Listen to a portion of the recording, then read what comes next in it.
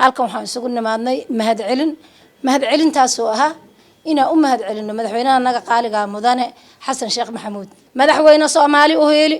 madaxweyne Soomaaliha kala xigsanin madaxweyne maamul goboleed hala safanin madaxweyne ragga aad talada u dhiibanayso rag awowgii talin jiray talada u dhiibo rag awowgiin talin jiray hadda talada u dhiibato waad ku liibaani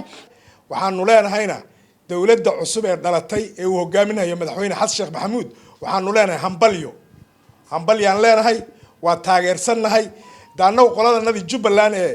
sanataradii xildhibaanada gacmaha nagaabana ku ceel baxnay baanaw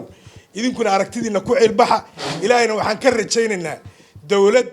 dadka Soomaaliyeed meel kasto ay joogaan ay ku liibaanaan in ilaahay ka dhigo ay ku dagaan ay ku hormaraan dawlad sharciga ku dhaqantay in alla ka dhigana ilaahay baanu ka baryanaa soo dhawaada xildhibaano waxaan maanta wixii ka dambeeya u fasaxantiina deegaankiina ku noqotaan shaqadii aad u timaadeen waa gudateen aad iyo aad waa mahadsantii annagoo ka wakiila ummadda Jubbaland waxaan hambali halkan ugu dareynaa guusha uu ilaahay siiyay xasan sheekh maxamuud ilaahayna waxaan ugu baryaynaa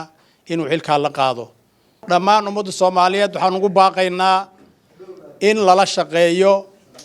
masloona duceeyo madaxweynaha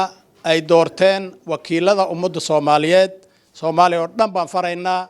waxaa kaloo si gaar ah ugu baaqaynaa dawladda goboleedka Jubbaland shacabkiisa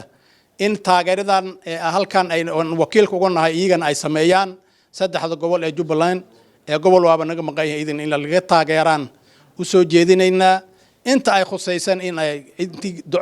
ducoyn kartan in ay u duceyso intii kaloo la shaqeyn kartan ay la shaqeyso waa mahadsantihiin. Assalaamu calaykum waraxmatullaahi wabarakaatuh.